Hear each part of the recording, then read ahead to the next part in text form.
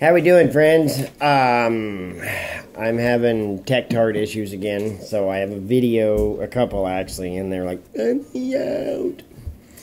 So I was going to do a story time phone video for today, and I was reading this article on Loggers World, and I decided I want to read some of this and do the video on that.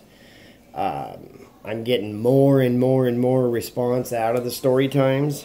So I do want to get the story time on a schedule, but I kind of need to get the rest of it on a schedule first. And there's a few story times that not so sure you guys are ready for. Anyways, this article on Loggers World, attracting and keeping new generations of loggers. Since when should a guy have to save up money so he can afford to work in the woods? Very true. Very true. And he says in here a couple of times that, there are several die-hard loggers. Whether we're making money or not, that's what we're going to do. But a few months ago, I had a conversation with a young log truck driver that brought to crystal clarity the biggest problem in our industry is facing. He told me he was quitting. We're losing a lot of men, and we're not getting the replacements. He told me he was quitting these words and was sad to do so. It surprised me because this guy had just finished his first year in the woods and seemed to be loving the work. He said he had to take another job because financial reasons. Young guy, wife, 3 young kids, and this summer had been hard on him. Lost a week waiting in between jobs, and then quite a few days because of fire danger and all the fire and all that. As soon as we got back to work from fire, it started raining, got mudded out. This job had trucking rates lower than average too, and with the lost time, it was too much. What really hit home for me was his statement. I want to go and do this other job and save up for a while and hopefully be able to afford to come back to the woods. That said it all. Timber values are at an all-time high. Demand for contract loggers and truckings was also high, and yet there wasn't enough money or steady work to keep a family guy here in the woods. Since when should a guy have to save up money to work in the woods? And it's absolutely true. It is. I've had people ask me why none of my boys started in the woods. And Jake did, Levi did one day, and most of it was to break in setting chokers on a tower side. You've got a $700 to $900 investment before you even go to work. And you can go right down here to where my son works, and a $40 pair of Walmart boots, and they'll start you out at $17 an hour, $17.50 an hour. Overtime, benefits, the whole 9 yards. So, it's, I don't blame them a bit. And part of that too was, they were going to do what they wanted to do, not because I wanted them to do it. This explains a lot. Our string of trucks, the youngest driver's in his mid-30s. The rest are in their 50s and 60s. For the most part, the older guys can handle a few lost days. They don't have the house payments and car payments that a young guy does, starting out a family.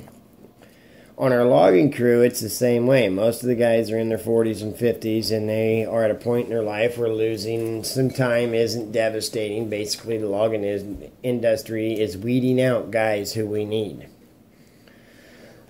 According to AOL's research, the average age of a logger is 45. There is no need to restate the problem we will have in 15 years. We've already had this problem for 15 years. It seems like the last couple of years, we are starting to gain a few more younger guys, but we lost time on our current job because the road contractor didn't have drivers for his rock trucks. Again, the guys that are regulars on the rock truck crew are older guys who have retired from another job and only need part-time work and have to get out of the house. there's been a lot of talk in the industry about attracting new young people, and a lot of us has been trying to address the problem. I've been taking kids to work with me, letting them run, shovel, and skidder when it's safe, and it's been effective. At least 2 of those kids want to go to work in the woods now, the minute they turn 18. I think that does help, but I don't know if this guy's a tower logger or not, so these kids need to understand, too, that that nice, comfy, air-conditioned seat may not be where you're starting, especially for my end of it. Any cable or phone service provider will say it costs much more to attract a new customer than it costs to retain a current one. We loggers experience this. How many of us have gone through the stress and expense of training a guy and then another industry snatches him up? That happened to us twice over here at Rose, remember? We had a couple of kids that were pretty good hands, and just about the time I was getting them lined out, they went elsewhere for good money. I don't blame them. This past year, 2 of my friends left the woods for construction. One of them had over 20 years of experience, and was one of those guys could do about anything, from pulling rigging to running processor. He got an $8 an hour raise going from seasoned logger to entry-level construction job. Can you get me that?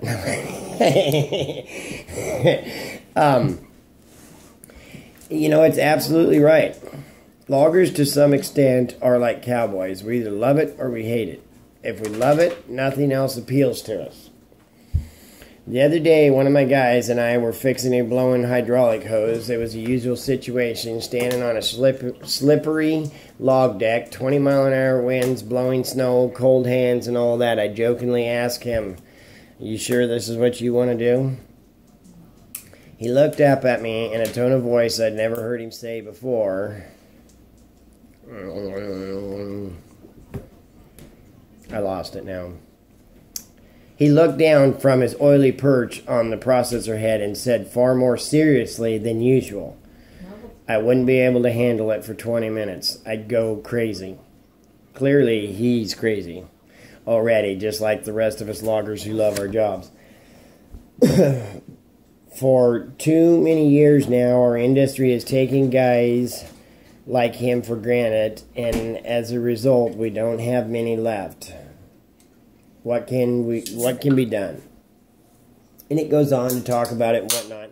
There's a lot that can and needs to be done, but it's not just the contract loggers that need to do it.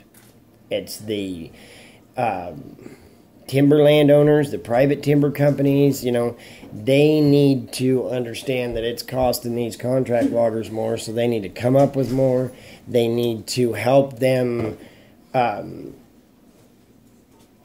come up with better benefit packages, or sign-on bonuses type things like that. Or, hey, if you work for this company, you're going to get use of our private lands for hunting and all that stuff. Stuff like that. There's a lot of people that like to hunt and whatnot. I'm not going to read all of it. I don't need to. If you want to read the whole article, it is in the Loggers World, March 2018. It's a pretty cool magazine. It really is. If you don't have it, or, I just wanted to touch on a lot of it. An exciting job that could end for a week with no warning just doesn't make the house payments, as well as a boring job that's steady. There's so much of this that it's absolutely what is going on. That's why these kids are not, the younger generation is not coming in, because they can make just as much money, have better benefits, steadier jobs, buy big jacked up pickups, spend weekends down at the coast playing whatnot, instead of trudging through the hillside just trying to make a house payment. But I honestly do feel that it is going to take the efforts of the contractors, the timberland owners, and even the seasoned employees. and this isn't going to happen right away. There's going to have to be a lot of heads come together, a lot of, but it has to change because it's just going to end up ending. There isn't going to be anybody there to do it, and except for the few that absolutely love it. So, I want to continue or follow up on this and see, kind of where it goes. The guy that writes these articles, he's real good about follow-up articles and whatnot. So I want to try to keep you guys in the loop on that because it's a big problem. With an average Oregon logger's wage beginning anywhere from $43,000 to $62,000, including benefits per year, we obviously have some stiff competition. Maybe that sounds like a lot of money, but remember, we need to keep up with the rest of the job market. Absolutely. Because, I make good money, but I got no benefits. I got no retirement. I got nothing, And so, like my son, where he works, he has an outstanding benefit package to start. A lot of loggers don't offer paid vacations, anything like that. We need to start thinking about doing stuff like that. We need to start thinking about cross-training these younger generations, and so that maybe they won't have to spend as many years on the ground before they get there. 6140 Thunderbird swing yarder. Nice little machine. So with all that, and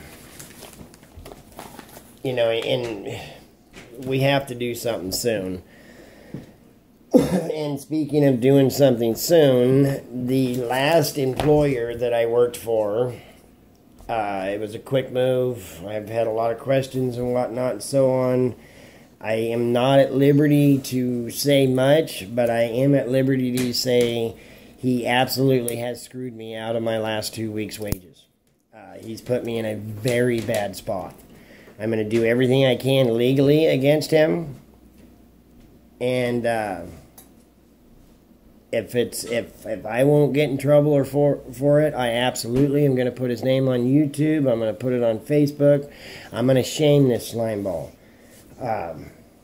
It's not right. I worked the hours. I'm not asking for a second more than what I worked for. You got to pay your guys. And like I say, that's why I'm not saying his name and whatnot right now, because I don't want to take a chance of hurting my chances. He will have to pay me. But if I say something that I shouldn't say, I'm in a bad spot.